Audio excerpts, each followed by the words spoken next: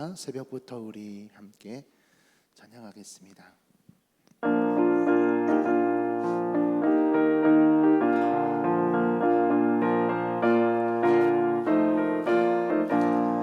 새벽부터 우리 사랑함으로써 저녁까지 시를 뿌려봅시다. 열매 차차 익어 곡식 거둘 때에 기쁨으로 달을 거두리로다. 거두리로다.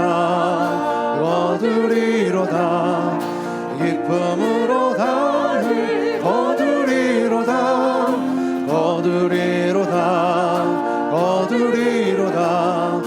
기쁨으로 달을 거두리로다. 비가 오는 것과 바람 부는 것을 겁을 내지 말고 부려봅시다. 일을 맞춰놓고 곡식 거둘 때에 기쁨으로 달을 거두리로다. 거두리로다. 거두리로다. 기쁨으로 달을 거두리로다. 거두리로다. 거두리로다. 기쁨으로 달을 거두리로다. 씨를 뿌릴 때에 나지 아니할까 염려하며 심히 애탈지라도 나중 예수께서 칭찬하시리. 기쁨으로 달을 거두리로다. 거두리로다. 거두리로다. 기쁨으로 달을 거두리로다. 거두리로다. 거두리로다. 기쁨으로 한 번 더 찬양합니다.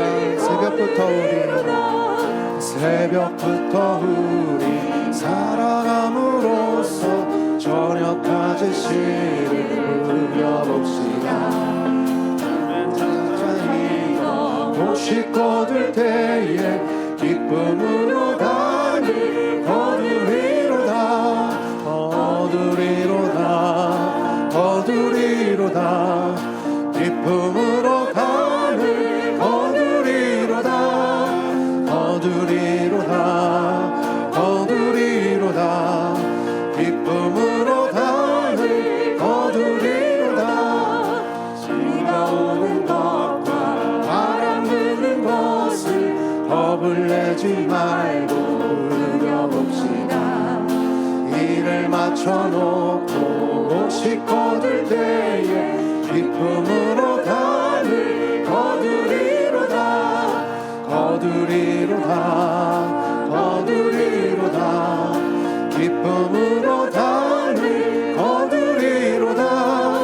거두리로다. 거두리로다. 기쁨으로 달을 거두리로다. 씨를 뿌릴 때에 나지 아니할까 염려하며 심히 애탈지라도 나중 예수께서 칭찬하시리. 기쁨으로 달을 거두리로다. 거두리로다. 거두리로다. 기쁨으로 달을 거두리로다. 거두리로다. 거두리로다. 기쁨으로 달을 죄에서 자유를 얻게 함은 보혈의 능력 주의 보혈. 시험을 이기고 승리하니 참 놀라운 능력이로다. 주의 보혈 능력이 또다. 주의 피 믿어. 주의 보혈 피 어린 양이 매우 귀중한 피로다. 육체의 정욕을 입은 보혈의 능력 주의 보혈. 정결한 마음을 얻게 하니 참 놀라운 능력이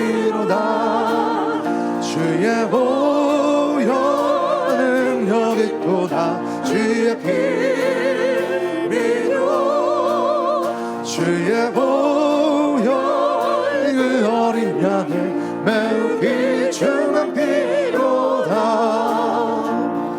눈보다 더 이게 맑히는 것 보혈의 능력 주의 보혈 정말 모든 것 맑히시니 참 놀라운 능력이로다. 주의 보혈 능력 있도다. 주의 피 믿어 주의 보혈 그 어린 양이 매우 귀중한 피로다.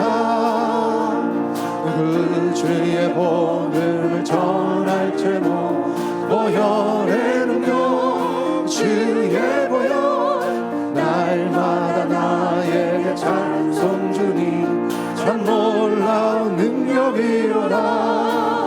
주의 보혈 능력 있도다. 주의 피 믿어 주의 보혈 그 어린 양이 매우 귀중한 한 번 더 찬양합니다. 죄에서 자유를 죄에서 자유를 얻게 하는 보혈의 능력 주의 보혈 위험을 이기고 승리하니 참 놀라운 능력이로다. 주의 보혈 능력 있도다. 주의 피 믿어 주의 보혈 그 어린 양이 매우 귀중한 피로다. 육체의 정욕을 일림은 보혈의 능력 주의 보혈 정결한 마음을 얻게 하니 참 놀라운 능력이로다. 주의 보혈 능력 있도다. 주의 피 믿어 주의 보혈 그 어린 양이 매우 귀중한 피로다. 눈보다 더 이에 맑히는 것 보혈의 능력 주의 보혈 부정한 모든 것 맑히시니 참 놀라운 능력이로다. 주의 보혈 능력 있도다. 주의 피 믿어 주의 보혈 그 어린 양이 매우 귀중한 피로다. 그 주의 복음을 전할 제목 보혈의 능력 주의 보혈 날마다 나에게 찬송 주니 참 놀라운 능력이로다. 주의 보혈 능력 있도다. 주의 피 믿어 주의 보혈 그 어린 양이 매우 귀중한 그 주의 복음을 전할 제목 그 주의 복음을 전할 제목 보혈의 능력 주의 보혈 날마다 나에게 찬송 주니 참 놀라운 능력이로다. 주의 보혈 능력 있도다. 주의 피 믿어 주의 보혈 그 어린 양이 매우 귀중한 주의 보혈 능력 있도다. 주의 보혈 능력 있도다. 주의 피 믿어 주의 보혈 그 어린 양이 매우 귀중한 피로다. 이 시간 예배를 위해 말씀 전할 목사님을 위해 함께 기도하겠습니다. 할렐루야. 사랑의 아버지 하나님 감사합니다. 하나님 목요일 첫 시간을 주님께 하나님 올려드립니다. 하나님 오늘도 주님만을 가운데서 나가시고 하나님 말씀 들고 다니시는 목사님께 하나님 영광을 주님 사랑해 주옵소서.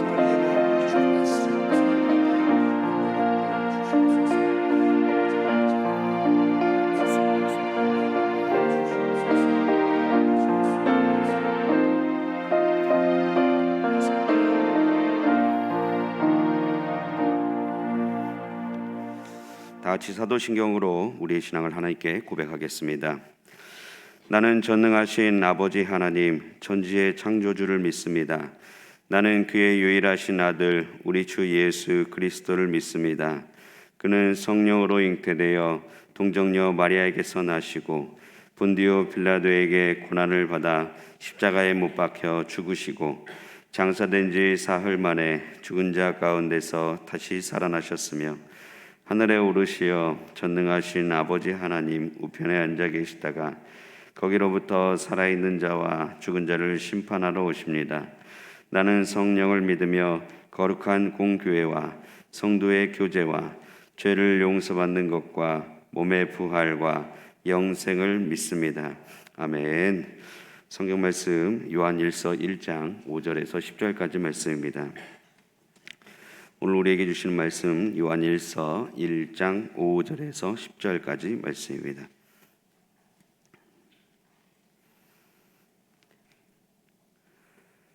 요한일서 1장 5절에서 10절까지 말씀을 다 함께 합독하겠습니다.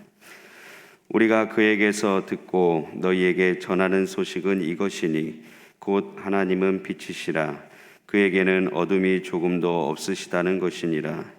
만일 우리가 하나님과 사귐이 있다 하고 어둠에 행하면 거짓말을 하고 진리를 행하지 아니함이거니와 그가 빛 가운데 계신 것 같이 우리도 빛 가운데 행하면 우리가 서로 사귐이 있고 그 아들 예수의 피가 우리를 모든 죄에서 깨끗하게 하실 것이요 만일 우리가 죄가 없다고 말하면 스스로 속이고 또 진리가 우리 속에 있지 아니할 것이요 만일 우리가 우리 죄를 자백하면 그는 미쁘시고 의로우사 우리 죄를 사하시며 우리를 모든 불의에서 깨끗하게 하실 것이요 만일 우리가 범죄하지 아니하였다 하면 하나님을 거짓말하는 이로 만드는 것이니 또한 그의 말씀이 우리 속에 있지 아니하니라.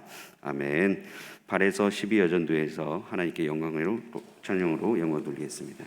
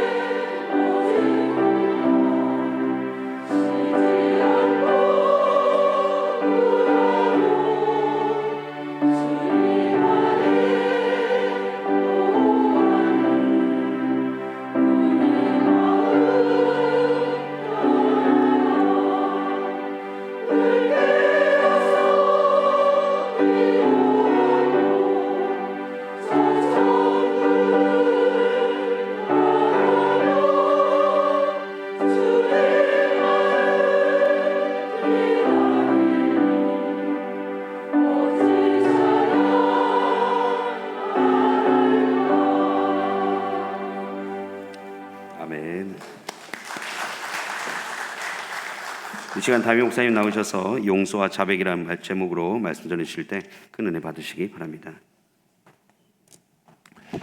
기도하겠습니다. 하나님 아버지, 은혜를 감사합니다. 오늘 이 새벽에도 저희들을 불러주시고 또 주의 은혜를 사모할 수 있게 하심을 감사합니다. 물을 떠난 고기가 살 수 없음과 같이 저희가 주의 은혜가 없이는 한순간도 살 수 없음을 고백합니다. 이 새벽에도 저희들을 만나주시며 하늘의 은혜를 저희들에게 허락하여 주시옵소서. 하나님께 귀한 찬양을 드린 우리 8, 9, 10, 11, 12여 전도회를 하나님께서 축복하여 주옵소서. 저들의 평생에 늘 주님과 동행함이 있게 하여 주시고 하늘의 복과 땅의 복으로 충만한 삶이 되게 하여 주옵시며 그 은혜를 자손과 그 다음 세대에 잘 물려줄 수 있는 축복의 세대가 될 수 있도록 은총으로 함께하여 주시옵소서. 이 새벽에도 하나님께 감사의 예물을 올려드립니다. 용서를 묵상하게 해주신 것 감사합니다. 내 몸과 마음은 연약합니다. 새 힘을 발고 받아 살게 하시니 감사합니다. 주님의 은혜에 감사합니다. 또 부활주일, 또 11조 1000번째 선교원금 주님께 드립니다. 하느님 아버지, 믿음으로 또 순종으로 감사로 드리는 예물을 주님께서 기뻐 받으시며 약속하신 하늘의 복과 땅의 복으로 충만하게 채워 주옵소서.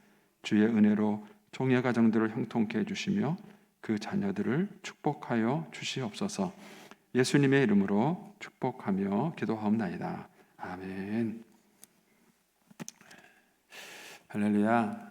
이 새벽에 나오신 여러분들에게 주의 은혜와 축복이 함께 하시기를 축원합니다. 목요일쯤 되면 조금 피곤하실 때가 됐죠.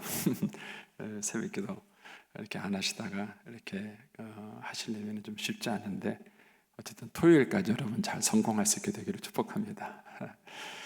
이제 오늘 아침에 이제 용서와 자백이라는 이제 내용을 할 텐데 오늘 이 새벽에 나눈 내용이 이제 여러분들한테 생소한 개념이 몇 가지가 있습니다.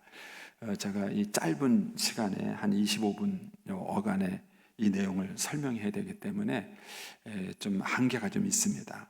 제가 최대한도로 잘 포인트를 이렇게 설명을 할 테니까 여러분들이 잘 묵상을 해주시고 안 되면 이제 방송이 올라가니까 반복해서 여러분들이 한번 들으셔서 오늘 그 아침에 설명하는 이 내용, 이 개념을 여러분들이 잘 이해하셔야 합니다.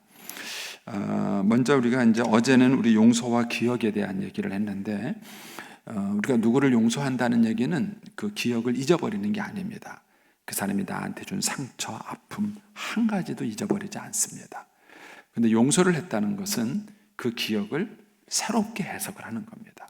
그래서 예전에는 그 기억이 나면 기억이 날 때마다 가슴이 아프고 기억이 날 때마다 막 속상하고 기억이 날 때마다 피해의식이 생기고 그게 용서가 안 된 거예요.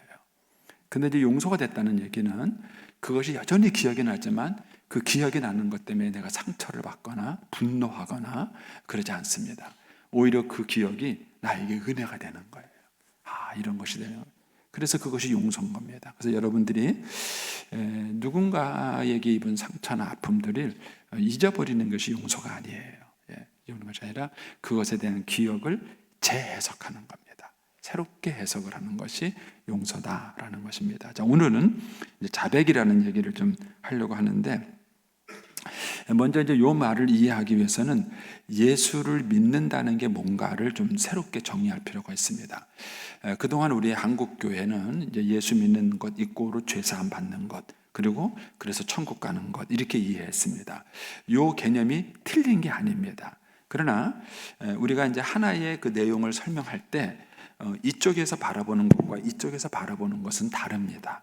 그래서 교단이 있는 거예요. 장로교가 있고 감리교가 있고 선결교가 있는 것은요, 각 교단이 틀린 얘기를 하는 것이 아닙니다. 틀린 얘기를 하면 그건 이단이에요. 잘못된 것이죠. 근데 같은 얘기를 하는데 설명하는 방식이 다른 거예요. 그래서 장로교가 설명하는 방식이 다르고 감리교가 설명하는 방식이 다르고 우리 선결교가 설명하는 방식이 다른 겁니다. 제가 이제 1:1 양육할 때 말씀을 드렸는데 예를 들어서 구원받는 사건을 칭의라고 말합니다. 그는 의롭게 칭해진다. 이거는 구원받는 사건이에요. 근데 이거는 죄가 용서받았다는 것을 강조한 거예요. 예수님이 십자가에서 죽으심으로 내가 예수 믿는 순간 내 죄가 없어졌다. 이걸 강조하는 것입니다. 대통령이 어떤 사람의 죄를 사면하면 그 사람의 죄는 없어지는 것이죠. 그러나 법적으로는 죄가 없어지지만 성품은 그대로일 수 있어요. 그 사람의 성격은 안 바뀔 수 있는 것입니다. 그런데 칭의를 말했을 때는 내가 예수님의 피로 말미암아 죄사함 받은 걸 강조하는 거예요. 그런데 우리 성결교단에서는 중생을 강조합니다. 똑같이 구원받은 사건이에요. 똑같은 구원받은 사건을 중생으로 강조해요. 그 이유는 뭐냐면은 예수 믿고 내 안에 새로운 생명이 생겼다는 거예요. 그 새로운 생명이 변화된 삶을 강조하는 것이 중생이에요. 근데 중생이라는 말과 칭이라는 말은 같은 사건이에요. 같은 사건을 설명하는 방식이 다른 것입니다. 여기까지 이해가 되시죠? 이 설명하는 방식을 가르쳐서 신학이라 그러는 거예요. 그런데 이것을 그동안 우리 한국교회에서는 너무 천편일률적으로 한쪽만 생각을 한 것입니다. 한쪽만. 예수 믿는 것 있고로 죄사함 받고 그리고 한국 천국 가는 것, 이런 한편으로만 생각을 했기 때문에 신앙이 한쪽으로 기울었어요.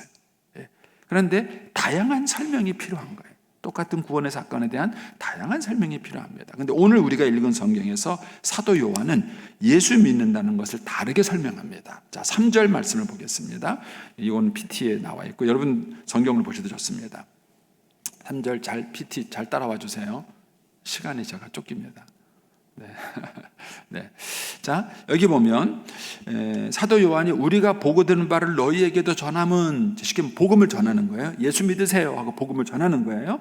그 복음을 전함은 우리가 일반적으로 뭐라 그러냐면은 예수 믿고 구원받기 위함이다, 이렇게 말을 하는 거예요. 근데 사도 요한은 여기서 뭐라 그랬냐면은 우리가 보고 들은 바를 너희에게 전하는 것, 전도하는 목적은 뭐냐? 너희로 우리와 사귐이 있게 하려 함이라. 그래서 구원받는 사건을 사귐이라는 단어로 표현한 거예요. 그러니까는 약간 다르게 표현한 것입니다. 사도 요한이. 그러니까 사도 요한이 이걸 이렇게 다르게 표현한 이유는 뭐냐면은 초대교회에 이단이 생겼어요. 이단이 뭐죠? 다를이 끝단자. 같은 것 같은데 가다 보면 끝에 가서 달라진 거예요. 살짝 달라진 것이죠. 그 이단이 생겼는데 그 이단들의 신앙이 잘못된 것을 가르쳐주기 위해서 신앙을 다른 방식으로 표현한 것입니다. 그래서 예수 믿는다는 것은 뭐냐? 사귄다는 거다, 이렇게 바뀐 거예요. 그런데 그 사귐의 특징은 뭐냐면은 아버지와 그 아들 예수 그리스도가 함께 있는 사귐이에요. 그러니까 나와 너만에 있는 사귐은 그건 교회가 아닙니다. 여러분들이 아무리 여전도회, 남전도회, 명칭은 남전도회, 여전도회 이런 모임을 갖고 뭐 구역 모임 이런 모임을 이렇게 모임을 한다 하더라도 그 속에 나와 너의 사귐만은 있고 나와 하나님과의 사귐이 없으면 그건 신앙이 아니에요. 교회 모임이 아닙니다. 친목가를 불러요. 여러분들이 아무리 찬송가를 부르고 성경을 읽는다 할지라도 그 속에 나와 너의 사귐만이 있고 나와 하나님의 사귐이 없으면 그거는 친목 모임이지 신앙적 모임이 아닌 것입니다. 그래서 구원받는다는 것을 사도 요한은 뭐라고 설명했느냐 하면은 사귀는 것이다. 근데 그 사귀는 것이 나와 너의 사귐이 있고 나와 하나님의 사귐이 있는 거예요. 이것이 같이 있는 것이 이제 신앙적 모임이고 신앙이에요. 그러면 하나님이 함께 한다는 게 뭐가 다르냐는 거예요. 나와 너와 사귀는 건 알겠는데 하나님이 우리 모임에 함께 와서 같이 사귄다는 게 뭐냐는 거예요. 요거를 설명하기 위해서 7절을 가보겠습니다. 우리가 오늘 읽은 내용 5절 이하가 그걸 설명하는 거예요. 하나님이 함께해서 우리와 사귄다는 게 뭘 의미하느냐를 5절 이하에서 설명을 하는 건데 그 중에 이제 7절에 가시면 이게 나옵니다. 그가 빛 가운데 계신 것 같이 우리도 빛 가운데 계하면 우리가 서로 사귐이 있고, 이렇게 말을 하는 거예요. 자, 하나님이 우리 모임에 함께 한다면 특징이 뭐냐면은 빛이 들어온 거예요. 빛이. 왜냐하면 하나님은 빛이세요. 빛이시기 때문에 하나님이 우리 속에 들어오면은 그의 같은 사귐이 있는 거예요. 그래서 이 하나님과 사귐이 있는 사람의 특징은 뭐냐면은 빛 가운데 행한다는 거예요. 자, 여기까지는 이해가 되시죠? 그러니까 하나님이 빛이시기 때문에 빛이신 하나님이 우리 모임에 오면 그 빛이신 하나님과 사귐이 있게 되고 그 빛이신 하나님과 사귐을 갖게 되면 우리가 빛 가운데 행하는 것이다. 이렇게 이제 여기까지 설명을 되는 것입니다. 자, 여기까지 설명은 이해가 되셨죠? 자, 그러면 빛 가운데 행한다는 것이 뭐냐? 빛 가운데 행한다는 것이 뭐냐? 이것을 좀 이해하기 위해서 도표를 좀 보여주시기 바랍니다. 자, 실수 또 했네요. 파란색 글씨 보이시나요? 너무 어두운 색으로 제가 했는데 죄송합니다. 자, 지금 6절에서 뭐가 나오냐면은 어두움에 행하면 이런 말이 나오고 7절에서는 뭐가 나오냐면 빛 가운데 행하면 이라는 말이 나와요. 그러면은 이 두 말을 비교해 보면 어두움에서 행한다, 빛 가운데서 행한다 이런 말이 뭘 의미하는지를 알 수 있습니다. 보통 우리가 이제 선입관념으로 뭘 생각하냐면은 어두움 행하면 그럼 어둠 속에 있는 사람들은 죄 짓고 살고 빛 가운데 행하는 사람은 죄 안 짓고 살고 이렇게 단순 도식으로 이해를 해요. 이런 것들이 문맥에서 성경을 이해하지 않은 것입니다. 뒤집어서 보면 알아요. 예수 믿는 사람은 빛 가운데 행하는 사람이죠. 그렇죠? 자, 그런데 뭐 끄떡이라 해주시든가. 지금 제가 좀 굉장히 빠른 속도로 나가기 때문에 이해하고 계신 거죠. 예수 믿는 사람은 빛 가운데 행하는 사람이에요. 그럼 역으로 물어보겠습니다. 예수 믿는 사람은 죄 안 짓나요? 죄 안 짓나요? 그러면은 죄 짓는 여러분들은 빛 가운데 있는 것이 아니라 어두운 가운데 있는 건가요? 아니에요. 이해를 잘못한 거예요. 그러니까 어둠 속에 있다는 얘기는 죄를 짓는 얘기고 빛 가운데 행한다는 얘기는 죄를 안 짓는다. 이런 식의 개념은 성경적 개념이 아니에요. 본문에서 말하는 개념이 아니라는 것을 얼른 알 수 있습니다. 그러면 어두운 가운데 행한다는 얘기와 빛 가운데 행한다는 말이 그 다음에 설명이 돼요. 8절에서는 요거를 표현을 싹 바꿨어요. 똑같은 얘기를 표현을 바꿔서 자 눌러주십시오. 뭐라고 말합니까? 죄가 없다고 하면 이렇게 말한 거예요. 그러니까 어둠 속에 있는 사람의 특징은 뭐냐면 나 죄 없어 이렇게 말한다는 거예요. 그런데 빛 가운데 있는 사람의 특징은 뭐냐면은 죄를 자백해요. 죄를 자백한다는 얘기는 나 죄 있어. 나 죄 있어. 요게 다른 거예요. 자, 조금 더 쉽게 설명하면 이런 겁니다. 여기가 깜깜해요. 이게 빛이 안 들어왔어요. 근데 제 머리가 막 헛크러져 있는 걸 제가 몰랐어요. 그런데 이 빛이 착 들어오고 나니까 이 머리가 헛크러졌네? 하고 머리가 비치는 거예요. 거기 빛 가운데 있다는 뜻이에요. 그러니까는 이 빛이신 하나님과 교제하는 모임의 그 특징은 뭐냐? 빛이신 하나님과 교제하는 모임의 특징은 그 빛 때문에 자기의 죄를 보게 된다. 자기의 죄를 보게 되는 거예요. 그래서 빛 가운데 있는 모임의 특징이에요. 그리고 그 죄를 본 사람의 특징은 뭐냐면은 나 죄 있어 고백하는 거예요. 근데 그 빛을 없이 어둠 속에 있는 사람들은요, 여기 뭐가 묻었는지, 내 머리가 헝클어졌는지 모르는 거예요. 모르니까는 나 죄 없어 이렇게 말해. 나 죄 없어 이렇게 말하라는 거예요. 이해가 되시나요? 예를 들어서 이런 거예요. 우리가 이제 전도하다 보면은요, 나만큼 착한 사람이 있으면 나와보라 그래 이렇게 말을 해요. 나만큼 양심적으로 살고 나만큼 착한 사람이 있으면 나와보라 그래요. 자기는 죄를 한 번도 안 지은 것처럼 그렇게 얘기를 하는 사람이 있어요. 어떤 사람은 아버지 학교 좀 하라 그러면은 내가 아버지의 표본인데 뭘 아버지가 필요하냐고. 내가 얼마나 아버지를 잘하는데. 근데 이제 혼자만 잘한다 그러고요. 옆에 있는 부인하고 애들은 아무도 인정을 안 해요. 혼자만 잘한다고 생각하는 거예요. 그러니까 왜냐하면 그런 사람은 어두운 가운데 있기 때문에 자기가 뭘 잘못하고 있는지조차도 모르는 거예요. 따라서 빛 가운데 있는 사람의 특징은 뭐냐면은 자기가 죄가 있다는 사실을 깨닫는 거예요. 그래서 빛 가운데 있는 사람들의 특징은 뭐냐면 자기의 죄를 고백할 줄 안다는 거예요. 자, 근데 여기서 이제 또 하나 조심할 것이 있어요. 자기의 죄를 보는 것이지 남의 죄를 보는 게 아니에요. 남의 죄를 보는 게 아니에요. 남의 죄를 보는 것은 아직 자기가 빛 가운데 있는지 모르는 거예요. 어두움 속에 있는 거예요. 그래서 예수 믿는 사람들의 모임 속에서는 반드시 뭐가 있어야 되냐면은 자백이 있어야 돼요. 자백. 미안해 집사님. 지난번에 내가 그 말한 것 때문에 상처받았지. 미안해. 내가 그때는 잘못했어. 이런 것이 우리 모임 속에 있나요? 여러분, 이런 것이 우리 모임 속에 없다는 얘기는 여러분들이 빛 가운데 거하지 않고 있다는 얘기예요. 그래서 제가 참 교회에서 놀라운 사실을 발견했어요. 교회에서 제가 목회를 하다 보니까는요, 목사님 나 상처받았어요. 이런 사람이 엄청 많아요. 그런데 상처 줬어야 하는 사람은 한 명도 없어. 예? 교회는 상처받은 사람은 많은데 상처 준 사람은 아무도 없어. 자기는 상처 안 줬대. 자기는 상처 안 줬대. 그런데 사람들은 여기서 상처받고 저기서 상처받고 상처받는 사람. 우리가 이제 그렇게 많은 이제 남녀전도의 모임을 갖고 구역 모임을 갖고 그런 모임을 갖는데 그 모임 속에서 미안해, 내가 잘못했어요, 이 말이 없어요. 이 한국 교회가 신앙이 병든 거예요. 아니면 여러분과 제가 한 번도 실수 안 하고 정말 완벽하게 살고 있던가.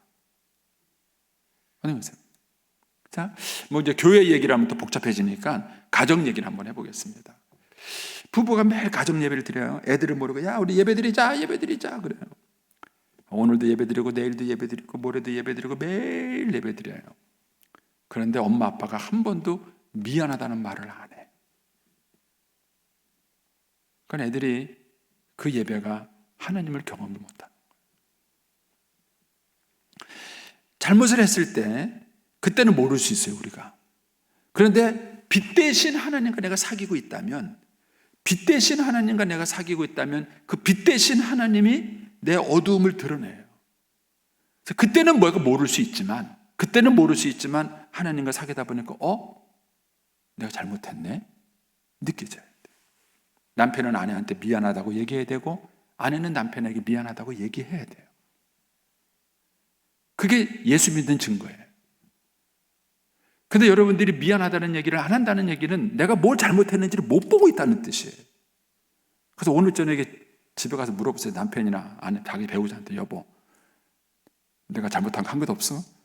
웃을 거예요 아마. 말을 못하고 웃을 거예요. 한번 역으로 물어보겠습니다. 여러분, 사람은 그렇게 말하면 잘 모르고 역으로, 여러분 지난 일주일 동안, 지난 한 달 동안 살아가면서 배우자한테 섭섭한 게 한 개도 없으세요? 배우자한테 섭섭한 게, 배우자한테 상처받은 거 하나도 없으세요? 있잖아요. 그러니까 집안에서도요, 상처받은 사람은 있는데 상처 준 사람은 없는 꼴이 돼버린 거예요. 그러니까 우리가 신앙생활을 한다는 얘기는 하나님과 사귀고 있다는 뜻이고, 하나님과 사귀고 있다는 얘기는 빛 대신 하나님과 사귀고 있는 거예요. 그 빛 대신 하나님의 빛, 그 하나님의 의는 완벽하고 온전한 의인 거예요. 그러니까 그 우리가 완벽하고 온전한 의에 우리가 아직도 가까이 가지 못한 거예요. 예수님의 성품을 담지 못한 것이에요. 그렇다면 여전히 우리가 실수하고 있다는 뜻일까요? 안 하고 있다는 뜻일까요? 여전히 우리가 실수하고 있다는 뜻이고 우리의 잘못은 하고 있다는 뜻인 것이죠. 그런데 그거를 왜 느끼지 못할까? 그건 하나님을 안 만나고 있다는, 왜? 아직도 내가 어둠 속에 있다는 뜻이에요. 어둠 속에 있으니까 못 보는 거예요. 잘못하고 있으면서도 보지 못하고 있는 거예요. 따라서 예수 믿는 증거가 뭐냐? 자백이 있는 것이 예수를 믿는 거예요. 여기서 우리가 회개와 자백을 좀 구분하셔야 돼요. 우리가 예수를 처음 믿을 때 하는 것은 회개하는 거예요. 가던 길을 돌이키는 거예요. 이걸 회개라 그래요. 그래서 어떤 면에서 회개는 한 번 일어나는 거예요. 그러나 회개하고 난 다음에 끊임없이 우리가 성화되는 과정에서 우리에게 필요한 것은 뭐냐면 자백이에요. 자백. 맞습니다. 자, 이 사건을 보여주는 것이 뭐냐면은 베드로예요. 요한복음 13장 8절. 제가 나중에 이제 요한복음 그 13장, 14장, 15장 그 요 부분을 좀 시리즈 설교를 제가 따로 하겠습니다. 근데 여기 보면 예수님께서 제자들에게 발을 씻겨주는데, 이 제자들의 발을 씻겨주는 사건을 우리는 다 세족식이라 그래가지고 섬겨주는 걸로만 생각해요. 본 뜻은 그게 아닙니다. 보세요. 예수님이 내가 너희 발을 씻는다. 베드로가 내 발을 씻지 못합니다 이렇게 말을 했어요. 그 예수님이 뭐라 그러죠? 내가 너 발 안 씻기면은 너와 나는 상관이 없어. 그러니까는 베드로가 뭐래? 그럼 나 목욕 시켜주세요. 그러니까는 예수님 뭐라 그러냐면은 한 번 목욕한 자는 또 목욕할 필요가 없어요. 따라서 목욕한다는 걸 우리는 뭘로 해석하죠? 죄를 씻음 받은 것, 거듭나는 사건으로 해석을 하는 거예요. 그렇다면은 앞에서는 죄를 씻는 거라고 해석했는데 뒤에서 발 씻는 거는 왜 성김이라고 해석을 하느냐는 거예요. 일관된 해석이 아니에요. 앞에서 목욕하는 게 죄를 씻는 문제라면은 발을 씻는 것도 죄를 씻는 문제인 거예요. 따라서 예수님께서 발을 씻겨준다는 얘기는요, 지금 내가 너의 죄를 용서한다는 거예요. 그래서 우리가 하나님과 관계를 맺기 위해서는요, 끊임없는 용서를 주고 받으면서 관계를 맺는 거예요. 여러분들이 제일 많이 용서하는 관계가 누군지 아세요? 부모 자식이에요. 제일 친한 게 부모 자식이에요. 제일 용서 안 하는 사람이 누굴까요? 왼수예요. 왼수는 용서 안 하니까 그 사람하고 나하고는 관계가 없는 거예요. 여러분, 내가 누군가하고 관계를 맺고 산다는 얘기는요, 끊임없이 용서해주고 용서받기 때문에 관계가 성립이 되는 거예요.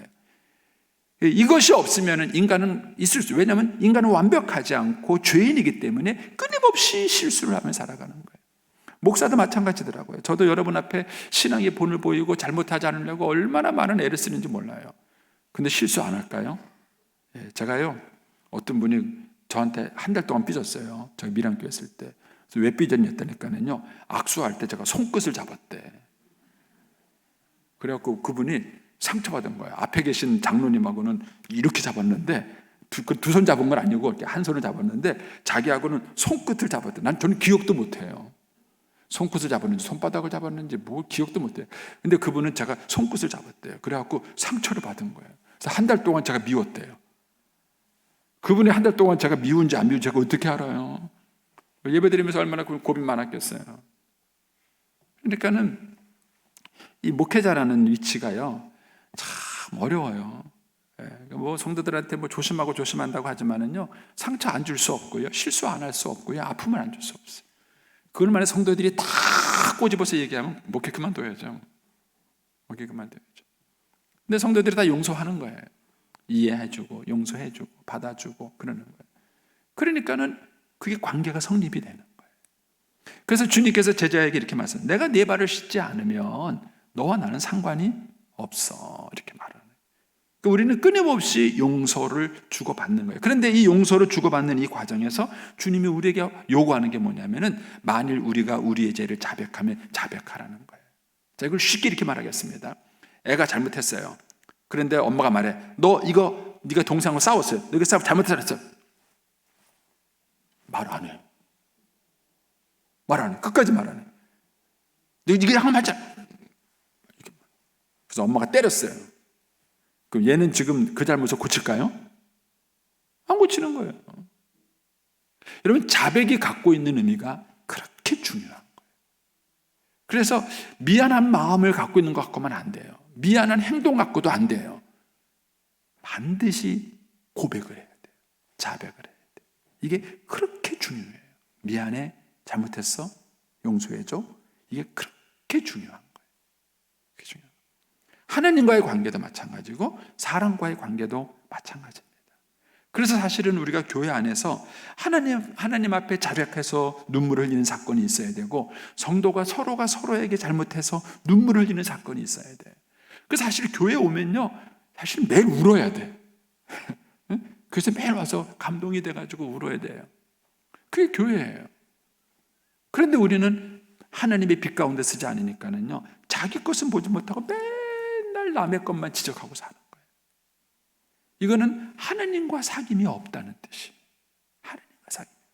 그래서 하나님과 내가 사귐이 있다는 뜻은 내가 점점점 성화돼 가고 더 주님을 닮아간다는 것이고, 점점점 주님을 닮아가는 그 과정에서는 반드시 지난날의 자기의 잘못을 깨닫는 사건이 있는 거예요. 그걸 깨닫지 못하고 어떻게 달라집니까? 제가 이제 목회를 하면서, 목회가 모든 것이 제일주의예요. 그러니까는요, 제 아내가 뭘 요구해도 제가 하는 일보다 중하지 않은 거예요. 여보, 무슨 얘기야? 주의 종을 일하는데 무슨 얘기야? 뭐 설교 준비해? 아내가 무슨 얘기를 해도 저한테는 다 잘려요. 왜냐면 내가 하는 일은 다 중요하고 다 주의 일이고, 아내가 하는 일은 다 별스러운 일인 거예요. 그런 남자가 살아보셨어요? 그러니까 말이 안 되는 거죠. 말이 안 되는. 네, 그러던 제가 조금씩 철이 들었어요. 철이 들고 깨닫게 된 거예요. 제가 성숙했어요. 그럼 뭐라 그럴까요? 여보, 미안해.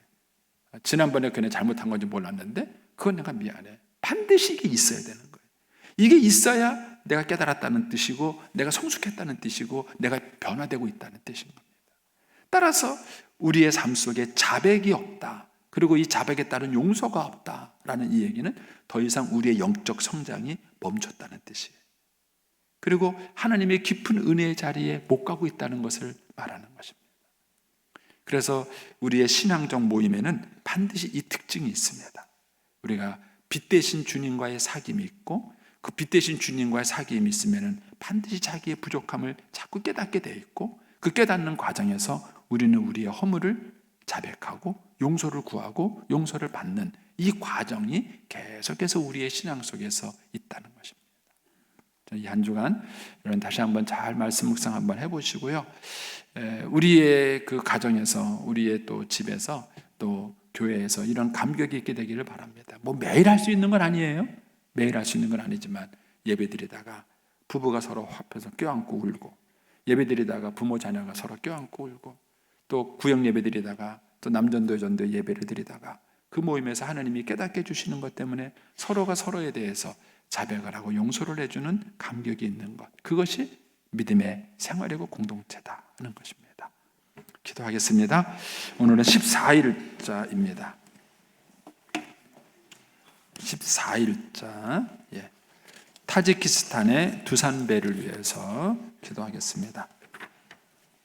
14일자, 앞에 있는 기도문 보면서 해야 됩니다. 같이 기도하겠습니다. 하늘에 계신 하나님 아버지시여, 우리가 오늘 타지키스탄의 두산배시와 그 주민들을 위하여 중보하나이다.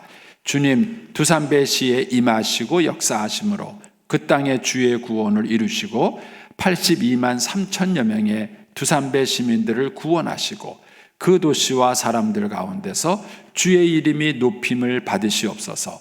주님 나라 두산배시에 임하시고 통치하시고 다스리시며 두산배시에 활동하며 영혼들을 포박하고 있는 어두움의 영들을 묶어 몰아내시고 포박된 영혼들을 풀어내사 자유케 하심으로 저들이 예수의 이름을 부르며 구원 얻어 주님을 찬미하는 백성이 되게 하옵소서. 할렐루야. 이제 우리가 명하노니 두산배시에서 모든 어두움의 영들은 예수 이름으로 묶일지어다. 두산배 시민들의 구원을 위하여 십자가에서 흘리신 예수님의 보혈을 두산배 시민들의 영혼의 중보로 뿌리노라. 어두움의 영은 떠날지어다. 이제 두산배 시민들은 예수 이름으로 자유케 되어 예수 믿어 구원 얻게 될지어다. 여호와를 찬미하며 그의 백성의 복을 받게 될지어다. 할렐루야. 오 하나님 아버지, 두산배 시민들을 향하신 하나님의 구원의 뜻을 이루시옵소서. 하나님 아버지는 두산배 시민들의 구원을 뜻하셨습니다. 예수님은 두산배 시민들의 구원을 위하여 십자가의 보혈을 뿌리셨습니다. 성령님이여 두산배시에 임하시고 저들을 품으시고 저들의 구원을 이루소서. 두산배 시민들은 영적으로 육신적으로 굶주리고 있사오니 주여 두산배 시민들에게 일용할 양식을 주시되 하늘의 양식으로 먹게 하시며 하늘 생수로 마시게 하시며 육신의 굶주림에서도 벗어나게 하옵소서. 저들의 죄를 사하소서. 수십 년 하나님을 부정하고 불신하고 교만하여 온 죄를 사하시고 피 흘린 죄를 사하시며 두산배 도성에 대사제의 은총을 내리소서. 저들로 더 이상 시험에 들게 하지 마시고 마귀에게 끌려다니지 말게 하시며 악에서 구하옵소서. 악한 영역에서 악한 운명에서 구하옵소서. 나라와 권세와 영광은 아버지께 영원히 있사옵니다. 주님 영광을 받으시며 두산배 시민들도 주의 영광을 보게 하옵소서. 할렐루야. 두산배 시민들의 구원을 성취하실 주님을 찬양합니다. 아멘. 우리 주여 한번 하시고 우리 개인적으로 기도하시다 돌아가시겠습니다. 주여.